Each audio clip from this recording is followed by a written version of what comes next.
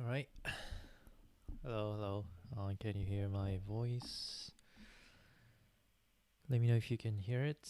I'm testing out a new setup from another place, so I'm not sure if the setup is going well. Let me know if you can hear my voice or if the sound is okay in terms of the volume. All right. Let's hope that it is going okay. So since I am testing from another place today, I don't really have a webcam as well, so maybe next time I'll prepare a camera as well. Okay, not sure if anybody's here. Well, let me just start this. Okay, so this is 10 p.m. Japan time. This is the weekly episode for Houdini Algorithmic Live, a tutorial live stream for Houdini with different topics. And the topics for today is to create a rather easy to create motion graphics, which is on top of a rotating spiral disc projecting a animated geometry on top of a disc. And if you stop the animation, it looks like these. I am controlling the the wires which creates this spiral shape, and I'm offsetting the curve like these, and I'm controlling the amount of offset to view it as a lightness of the geometry looking from the top view affected by the light, some kind of a directional light. And actually the geometry itself comes from this one. This is the original geometry, which is being projected on top of the spiral disc. Okay, hello. Let me know if you can hear my voice. Not sure if this is live. Hopefully it is. Alright. The thing with this setup is that you can also change the geometry like these. You can just project any geometry if it is a mesh type, which then can be colored using some simple ray function, then later on projected on top of this disk by offsetting these curves based on the intensity of the lightings on top of the geometry. Okay, so pretty easy, pretty simple setup, but a rather interesting effect in terms of the motion graphics. It's like rotating, I don't know, like wheel on a bicycle or something. And if you look at the spiral, you can see that the spiral itself seems like it's going inward from outward. But if you change the speed of the rotations, sometimes it goes the other way around, which is controlled right here. If you make this negative value, then the spiral goes from inward, inside to outside, which is also pretty interesting. So let's try this out, creating this from scratch. Alright, thank you for the comment, Strider. Okay, so first thing first, I'm going to create a geometry node, and I am also going to save this so that I don't lose the process. Let me just save this to the folder. So this is the 80th episode. Yeah, done a lot. All right, so let's do this. So the first thing I would like to do is to create a basic geometry that I would like to project on top of the disk, a spiral disk. So let's just create a box, rotating box as a sample geometry, which could be anything and which could be any kind of animation, but maybe just rotating the box is simple enough for testing. So let's just do this. I am going to make the box size, I don't know, 1 for now, and try to rotate it by controlling these rotational values based on the frame. So I'm just gonna say FF frame multiplied by 4 on X, frame multiplied by 1 on Y rotation, and frame multiplied by 2 on Z, which will just create some rotational box. Okay, let's make this real time. Alright, good enough for testing. Now let's also create a basic spiral curve to start with, which can be done procedurally or parametrically, and I'm just going to use a single attribute wrangle to create a single spiral curve first. Then later on I'm going to use another wrangle to control the thickness or the thickness of the curve, controlled by the intensity of this box projected on top of the plane. Okay, so I'm gonna stop by creating attribute wrangle, make it as a detail to create an initial spiral curve, which is going to be used as an initial setup. Okay, so let's call this init spiral. First thing first, I am going to define how many points that I would like to have to create a spiral curve. I don't know how much curve I need, I mean how much point that I need. It might be a good idea to just set a total radius first, like the final radius first, then define a point number based on those radius. That might be more smarter. Okay, let's say the final radius is red, and let's say it's around 10. And maybe it's might be a good idea to say how many rotation you want, like how many times you want to rotate in terms of the spiral. So let's say in that case maybe in an integer might be a good idea. So number of rotation, right? So one rotation is around about like 360 degrees rotation. Okay, so let's say if I want to have 100 rotations. Okay, so with these informations I am able to get the total radius of the disk as well as the number of total rotational numbers. So from this one, by setting up some resolution, like how many points I want to use for a single rotation, maybe I should be able to control the total. I should be able to get a total number of points in order to create a spiral curve, probably, right? So let's say I have another parameter called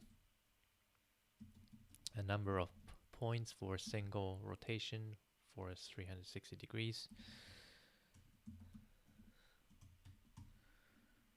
Let's say I just want to use 10 points for 360 degrees rotation. Then with those three informations, I should be able to say how the total number of points that I need. It should be around the number of rotation multiplied by number of points is the final number of points that I'm going to create for a total spiral curve. So let's say I'm going to create a for loop, which is a number of points multiplied by number of rotation. Then I should also be able to create an angle and that will be that should be dependent on this number of point. So I modulus num pt multiply by wait a minute, divided by num pt multiplied by pi multiplied by 2 should be the angle, isn't it? I think so.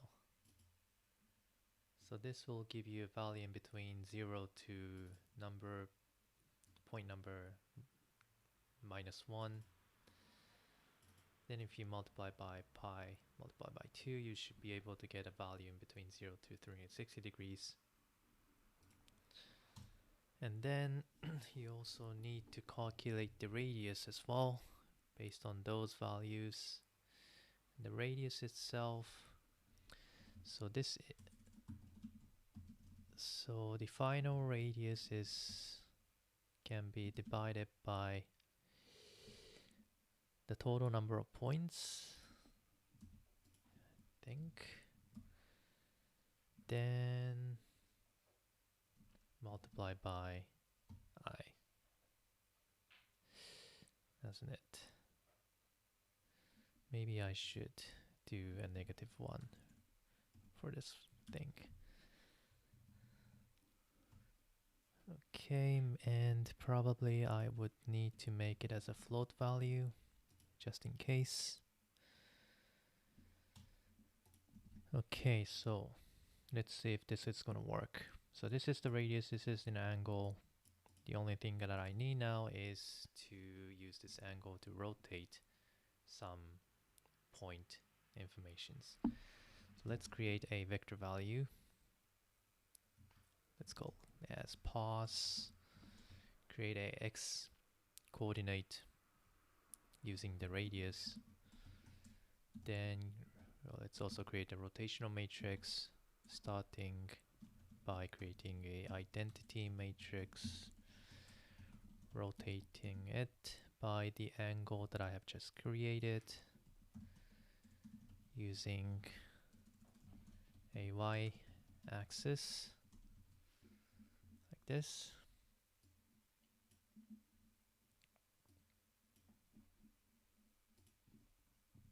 Then rotate the vector using this matrix,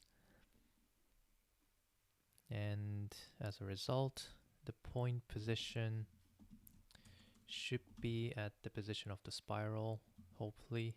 Let's see. That's what I assume. Nope. Okay, looks like I do have some spiral curve, but not really a shape that I was looking for. Okay, something is missing, I guess. So let's see what am I missing? So I have the radius, have the angle. Okay, this should be something wrong with this one. So I have this angle. This is correct, but the thing is that if I do this, I should also add this by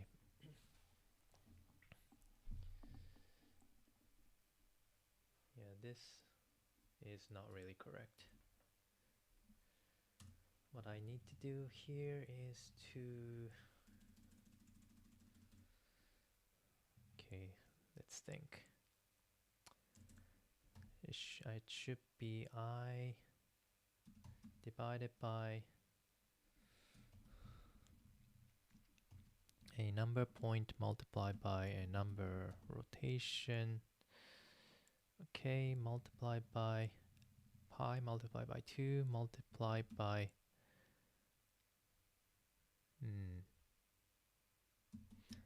number of rotation, is it?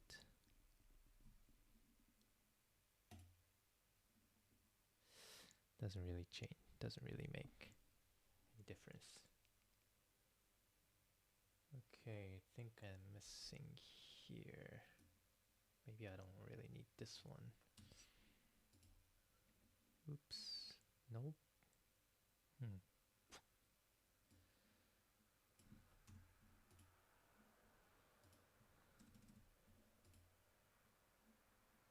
Okay, obviously I am missing something. Let's see. Why did I write rad here? Again, this should be angle. Okay, then this case I should rewrite this angle again. So where was I? The angle should be I number PT. Okay.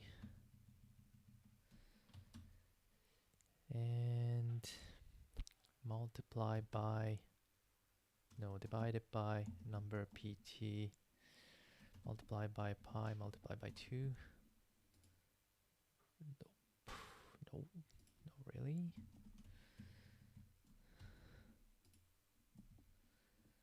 Okay, is this correct? Maybe, because I have number of PT, so one rotation contains 10 points, so this looks correct. So let's try to connect all those points as a spiral curve and see if I have the shape that I want. Okay, it looks correct. So starting from the center points, creating a spiral curve like these with the constant distance, and the radius of the final point of the spiral should be equal to the final radius that I set here, 10. So let's see it by creating a circle. Let's copy this radius and create the circle as a polygon, set it at XZ plane with the uniform scale using the same radius, maybe same divisions, like 10 points, and yeah, looks correct. Let's make this open arc. Okay, so looks correct. One thing's, I can also copy this number of points to this one right here. Now the spiral seems a bit too low res right now, so let's make this more high res by increasing this number. I don't know, 36. Yep, good enough. Okay. And also you can control how many like numbers of turns you want or how many rotation you want by controlling this number. I make this 50, you have 50 turns, 20, 10, yeah. Parametrically looks great. And by merging all these two, looks correct, looks good. All right, so far so good. Let's also, right now it looks a bit too low res as well. I mean, you could still increase these value here to make it high res, and later on I might want to control these values, so let's make this parameterized by creating a new node, having all the parameters that I want to control later, just like I always do.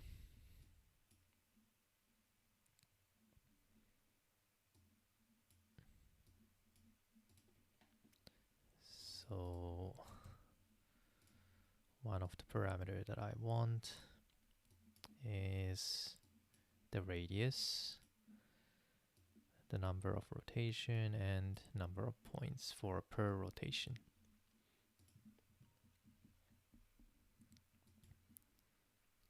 So spiral radius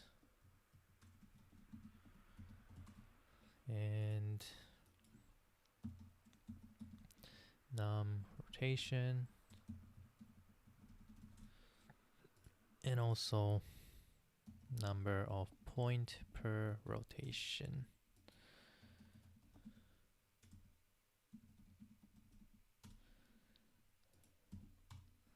Right, and let's also set the maximum values. So the number of per points per rotation, the maximum could be 100.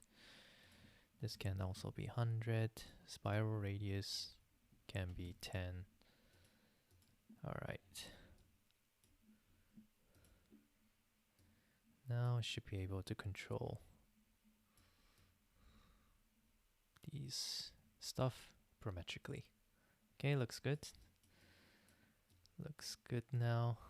Now, thing is that right now the point distribution, in terms of the point distribution, where the point is close to the center, you have more density, and if you go outside, you have less density here. So I want to make it a bit more equally distributed in terms of the points. So let me resample this at this point by creating a resample node.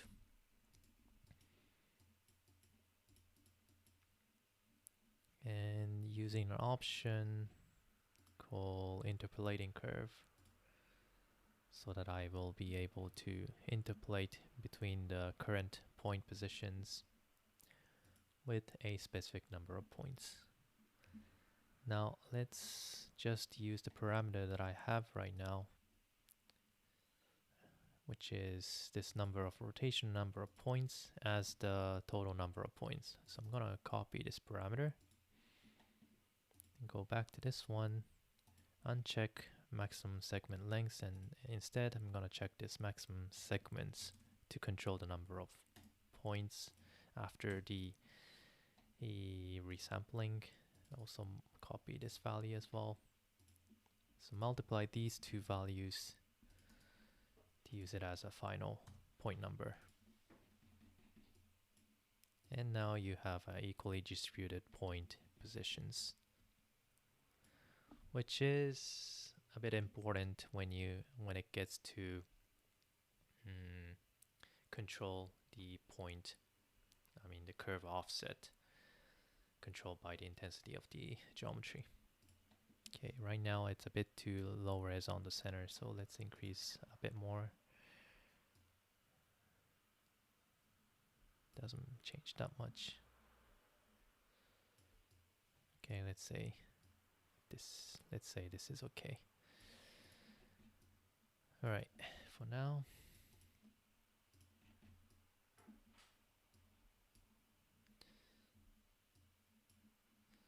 All right, and the next thing I'd like to do is to create some strategy, or create some system in order to create an offset curve from the original curve based on the intensity on top of this curve. So to do that, I am just going to like copy the original curve, the one that I have right now here, several times. And depending on the, I don't know, how much intensity you want to view or how much contrast you want to show in terms of the visualization, I should be able to change the number of copying, and that will change how many curves you see when it's being offsetted. And more curve you have, more I don't know, white area you see is shown as a more brighter area or maybe a darker area. So to do that, in order to copy the curve multiple times, I guess there are a bunch of ways to do that. I'm just going to use a for each loop with the number. And just by connecting this one, you should be able to copy the same primitive 10 times, like this. Now, for each primitive, I would also like to set some ID for each primitive so that I know later that which primitive I'm working with. And depending on those, let's say ID of the primitive, I can control how much offset that I want to do for those curve. So I'm going to use the primitive wrangle to set an ID derived from the iteration. It should be easy. I'm just going to copy the primitive. Just going to copy the iteration value, which is in the detail attribute, which is this one. So I at ID is equal to detail iteration. So that's like that, and as a result you should be able to get 10 primitive with an ID from 0 to 9. Now I think it's a good idea to control how many iterations you want to have. So let's have that as a parameter as well. Copying this value here. Oops. Copying this value here. Number of, let's say, layers from 1 to 10. Maybe 10 is a bit too much for testing, so let's stop from 4. Right. Okay. Now, next thing I'd like to do is to actually rotate the spiral so that it looks like it's going from outside to inside or inside to outside, which is done pretty easily. I can just use a transform node, but instead of using transform node, I'm gonna use a point wrangle for 2 reasons to rotate the geometry. One of the reasons is that because it can be faster using point wrangle in order just to rotate the geometry. And another reason is because I also want to rotate another vector value, which is a tangent vector value, which is going to be created using this resample node. Okay, this tangent u is a tangent vector at each point in a tangent direction, which is necessary later on in order to control the offset of the curve. So let's have that apply to each point like these, and then what you want to do is to rotate the point position as well as this tangent vector value. So let's do this using the center point as the rotational center. So I'm going to create a rotational matrix starting from creating an identity matrix, then rotate the matrix using some parameter that I might be able to control from outside. Angle, and in order to make it as animation, might be a good idea to just multiply this by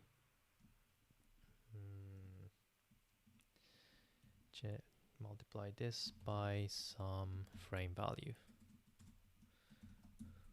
like this. Okay, and then use y-axis for the rotational axis. Now rotate the point position with this matrix, as well as rotating the tangent u vector value using the same matrix to rotate. Okay, I get some errors. What is it?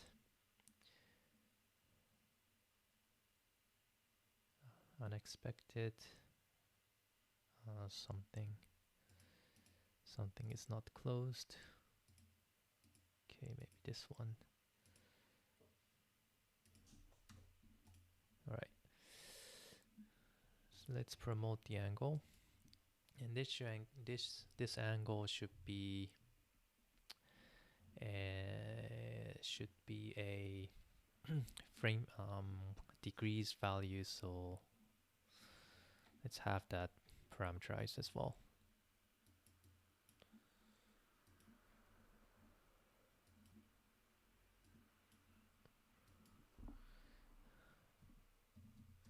Rotating angle should this rotating angle should also be used as a speed. So I'm gonna just say rotating angle speed, right? Which is in between negative 180 degrees to 180 degrees. Right, so let's copy this value, paste it right here, and see what happens. Okay, I'm gonna say, let's say if I say 90, and if I play it, looks a bit too fast. If I say 50, you can see that if you look closely, the curve seems like going from outside to inside, going from outside inward. If it becomes negative, it goes the other direction. Yep, looks interesting. And I don't really like the edge being like this, so that's another reason why I have the circle for a final radius. If you combine the circle with this spiral, then you have less glitches on the outside. Okay, looks great. All right, so in terms of the current conditions, looks great. Let's make it a bit slower, like minus 30 degrees. Okay, it's okay for now. Now the next thing I'd like to do is to actually using the rotational box together with this curve to actually offset each curve, which is currently at the same positions, but would like to offset each curve based on the intensity, and the offset value should be controlled by how bright it is if you look the geometry from the top view. Okay, in order to get the brightness of the box, one way is to create a fake lighting or fake directional light and calculate the fake intensity on top of each primitive, and use that intensity to use it for a offset value for each points for this disk. So let's try to do that.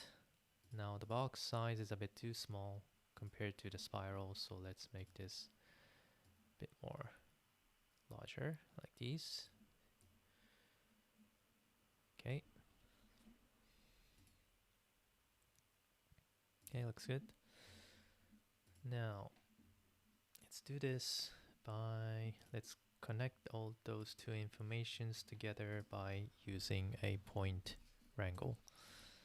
So the one that I want to control is these curve. Right now I have 4 primitive. Then use this box as a guide.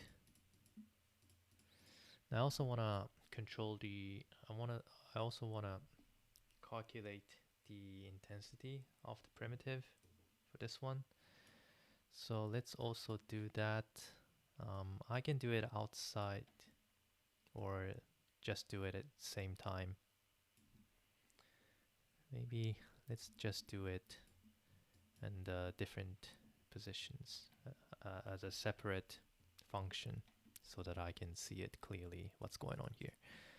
So let's first create a intensity value here. Right now this has a default shading which looks a bit confusing to test out, so I'm gonna make this flat shaded by make this flat shade. I can go this one. Yeah. So right now everything is a single color. So right, it's a bit easier to test out this fake intensity that I'm gonna calculate now. So first thing first, let's create a fake directional light. I can just use the normal directional light like this one for a real direction, or you can try to create your own directional light setup, like creating a line like this one and try to rotate this or set the direction of this line -1, -1, like this. Okay, so let's assume that the direction of this light is a actual direction of the lighting. Let's say I'm gonna use this one as a direction. So this can also be parameterized, I guess, the direction of this line. So let's copy this parameter, or not, go in back to the controller. I'm gonna create a vector value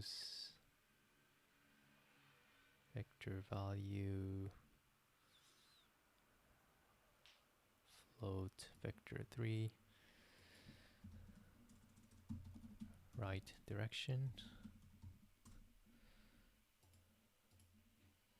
and just let's say -1, -1, 1, and copy this parameter and use it right here so that I can also control the direction of the light later. Okay, now together with this line and the box, I should be able to calculate the fake intensity.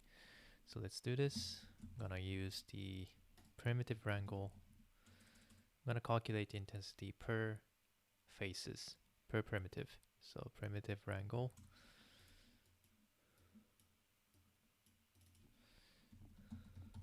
Calculate the intensity. Now in order to calculate the intensity, I can just use the dot product. Pretty easy. You just need to calculate the dot product between this vector, this directional vector, and the normal direction of each faces. Now currently each face doesn't really have a normal direction, so let's create that using normal node with the primitive option. Now I am ready to calculate the dot product. Let's do this. So first thing first, let's get the directional value from this line, which is from the first point of this line to second point of this line. So I need to get 2 points from this second input in order to calculate the direction. So position 1, light position 1 is 0, light position 2, 1. And then the light direction is light position 2 minus light position 1. And I can just normalize this. So this is the light direction. And for a primitive normal, you can just use at n. Now together, with using those values together, you can just calculate the dot product. Just calculate the dot product using dot function like this, right? And now you should be able to use this as a intensity value as is. So let's test this out. Let's just try to apply this as a color first of all to see how it looks like. Oops, just change the camera. Okay, let me just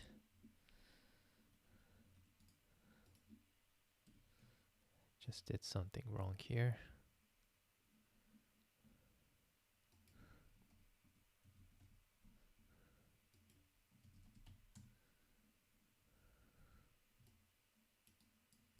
Oops, what happened?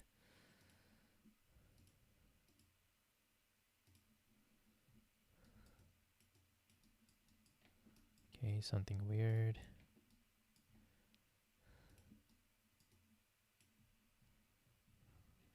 Okay, how do I fix this?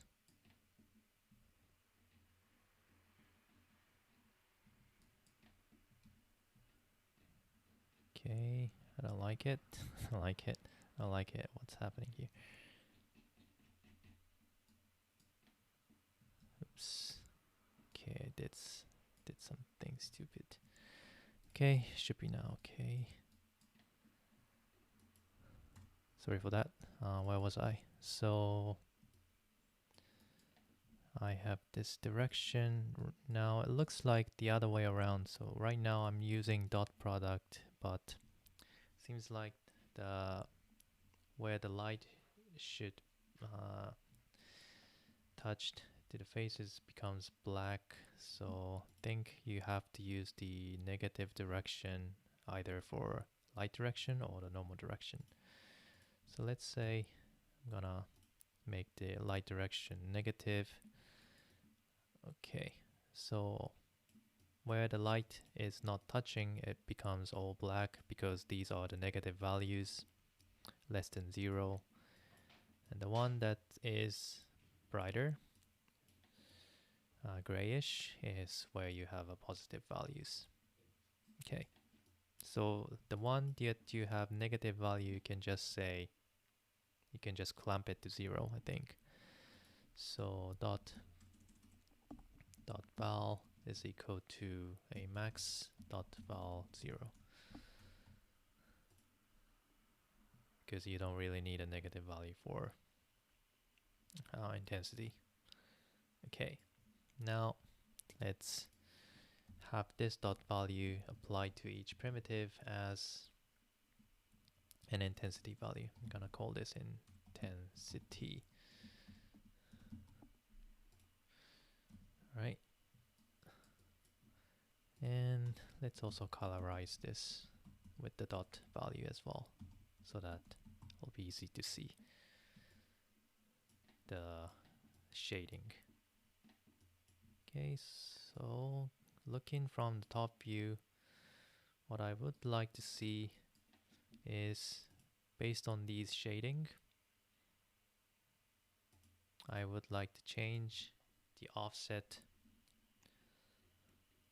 of these curve. Okay, so if it's brighter, you have more offset. If it's darker, you have less offset. If it's black, or if it doesn't really touch with these object, you have no offset. Like that. Okay, so that's what I want, and that's what I'm gonna do. So I'm going to control these spiral curve, input it into the first input to the point wrangle, then connect this primitive with the intensity value on each primitive to the second input. Then let's call this offset. Alright. Now this should be the last coding part for today, I think. First thing first, I am going to calculate the intersections for each point on the spiral to see if these points is going to touch the box above. Okay. So in order to do that, I'm just going to create a points which is way upward in this space, then create a ray to the bottom direction, to the negative y direction, and if it touches, then means you have an intersections. Then that means you could also get the intensity value from the primitive. If it really didn't touch anything, then you get zero intensity. So let's first create a original positions for a ray testing, which can be from the current point position plus going upward, way upward, like 1000. Then calculate the intersection by using an intersect function for a second input from the original positions, and you want to throw a ray to the bottom direction, so minus, I don't know, 2000. Then as a result, you should be able to get several values. One is the intersected point position, one is the UV. Like this.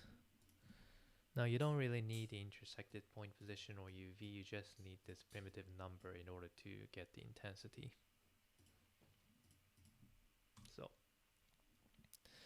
once you get this primitive, if it's negative, then that means you didn't really get any intensity. So you can just set, you can just skip offsetting the curve. So if prim is positive, only if it is primitive, then you can try to offset the curve.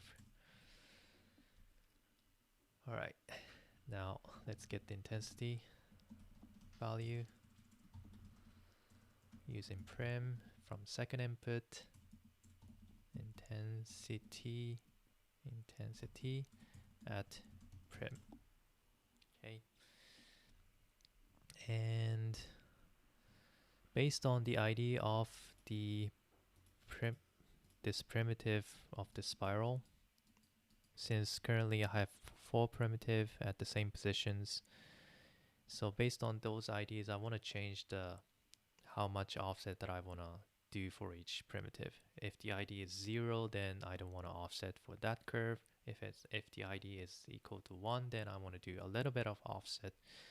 If the ID is equal to 2, then twice as much as offset from the first one, and so on. So based on the ID, I want to change the total offset values. Okay, so let's get this ID value, and in order to get the ID value, you do need to get the primitive number which belongs to this current point number right here. So to do that, let's get that value somewhere around here. Int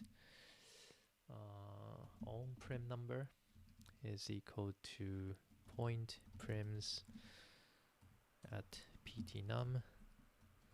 Get the first one, since the point only belongs to one primitive. Yeah.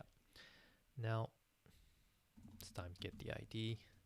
Get the primitive ID attribute from the ohm primitive number.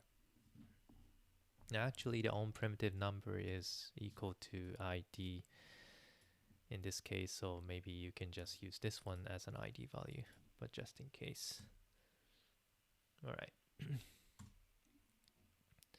Now you also want to set the total offset value, like what's the maximum offset you want to do for each curve. So let's have that as a parameter, max offset. And that should be in between 0 to this thickness. And this thickness should be able to estimate it by using those parameters that I have set. So let's think what's this offset here. So I have the final radius here, and I have the number of rotations. So pretty simple, you just need to divide this spiral radius by the number of rotation. That should be the maximum offset value. Okay, so let's copy this and bring this to Wrangle, not this one, this one. So let's have that right here. A final radius as well as a total rotation number or rot number.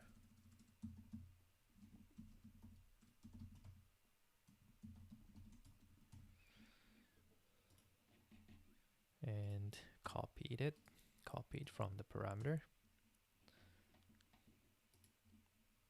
This one as well.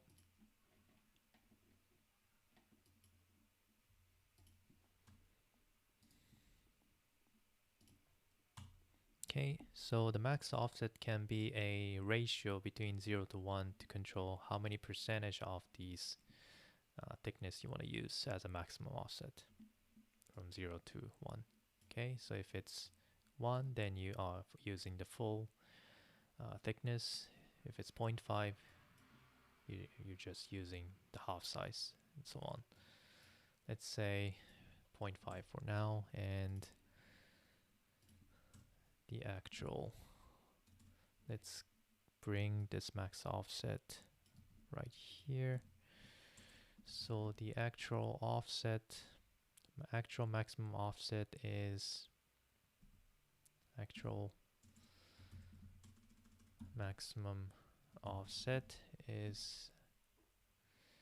actually a final radius divided by the number of rotation multiplied by the max offset.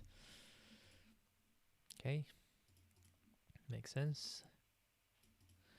And then now it is time to convert the intensity into the actual offset value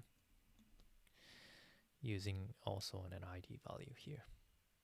Okay, so that, and we also need to get the direction in which direction the point should be offset to. For example, for this point I want to move to this direction. For this point I want to move to this direction, and to do that you do need to have a tangent vector value. Now the tangent vector value is currently in this direction, so you want to rotate this tangent vector 90 degrees so that it can go this way or this way. So let's do that first. Let's get the tangent vector, which is tangent u. Then let's also create a rotational matrix again in order to rotate these tangent vector. Rotate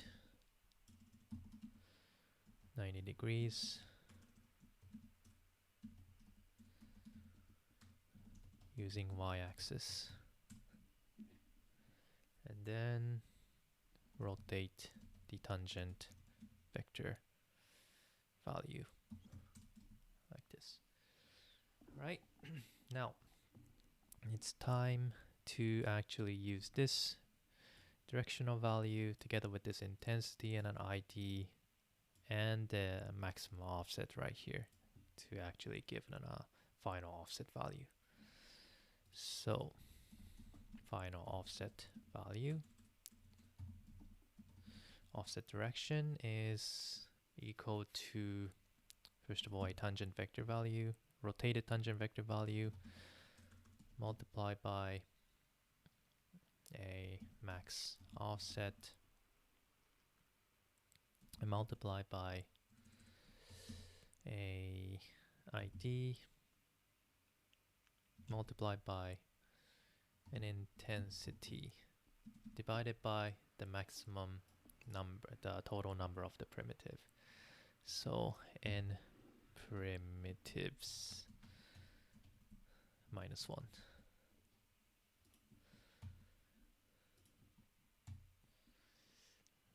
Okay, that should do it, I think. Oops. And semicolon. Hopefully this will do. And then finally you can just move the point with this offset direction. Now you are starting to see the point has been offset, the curve has been offset based on the geometry on top, based on its intensity. And you can see that the shading has been made. Shading has been transferred as the offset value. Okay, and if I make this equal to 1, you are using the full curve thickness as an final offset, and I think it's working. Seems like I do have a little bit more spaces here, but doesn't really matter.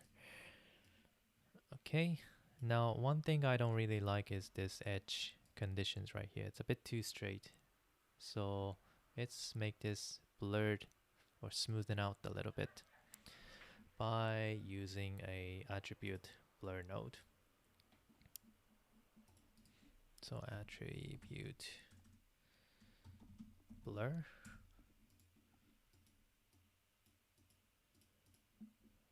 and uncheck the pinned border points, and you can just control this blurring iterations to make smooth as you want. Maybe 1 is pretty much enough, or make it more smoother if you want to have more blurred image, and so on.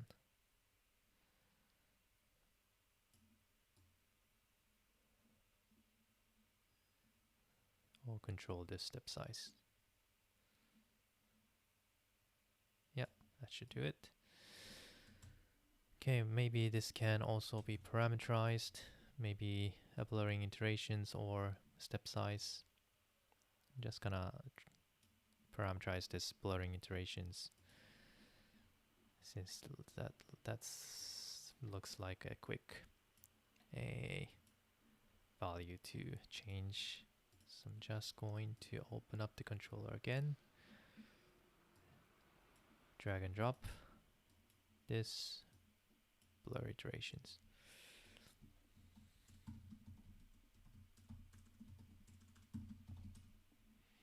From 0 to, I don't know, 5.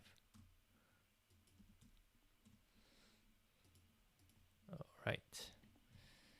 And reconnect this to the merge. And there you go. You now have a projected geometry on top of the disk, just like this. Simple as it is. And the geometry that is going to be on top of this disk is not really restricted to the box, but could be any kind of geometry. You can just switch this to any thing you want. let's say if you want to rotate the test geometry like rubber toy, making this a little bit bigger, rotating with the same amount.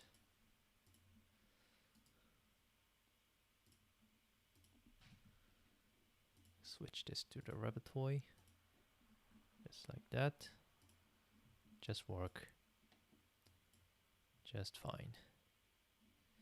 And since this is all procedural, you can just try to see what makes it difference using all those parameters changed.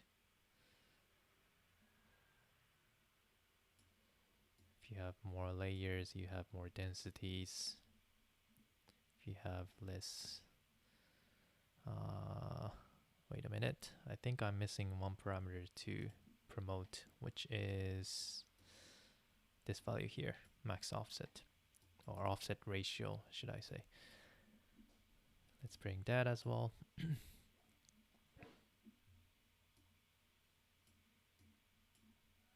Let's bring this somewhere around here. Offset ratio.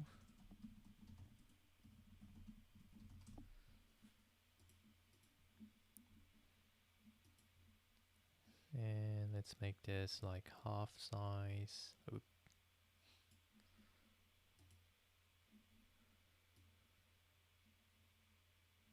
So you can see that it is controlling the density of these shading. Right, I think it's working pretty well. And another additional thing I can set as an additional parameter could be how you can control the intensity. Like currently, I'm just using the linear intensity value retrieved from the dot product, but you can use a function like power to control the intensity to make it to have more contrast. If the brighter area becomes more brighter, the darker area becomes more darker, and so on. Let's test this out.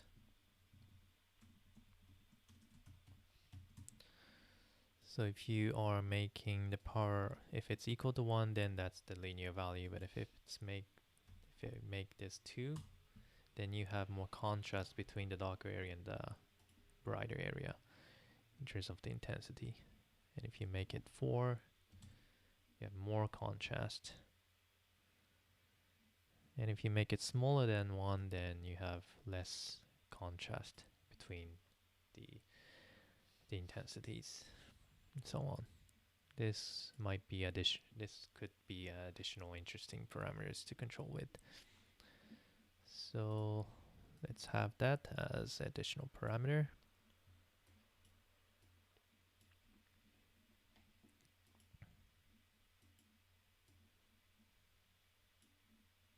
I'm just gonna call intensity power from 0 to 5. Alright, that's about it for today, I think. I think this is enough to follow with, I think. Not much to do for today. Let me know if you have any questions or any comments. And let me know how you think about this process. The process itself is pretty simple, I guess. Let me also control some different values here.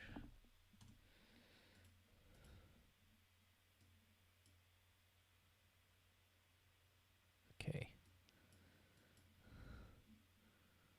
So if you don't have any questions, I'm just gonna end this tutorial right here for today.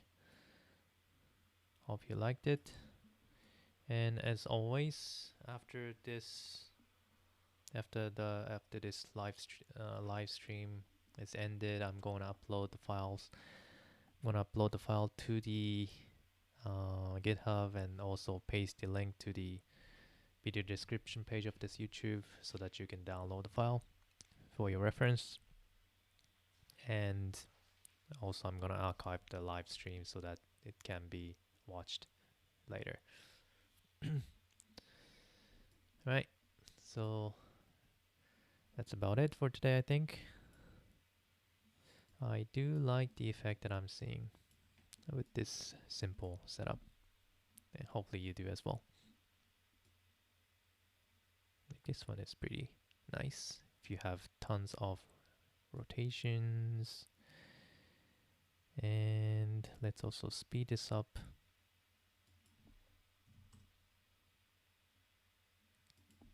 Or make this negative.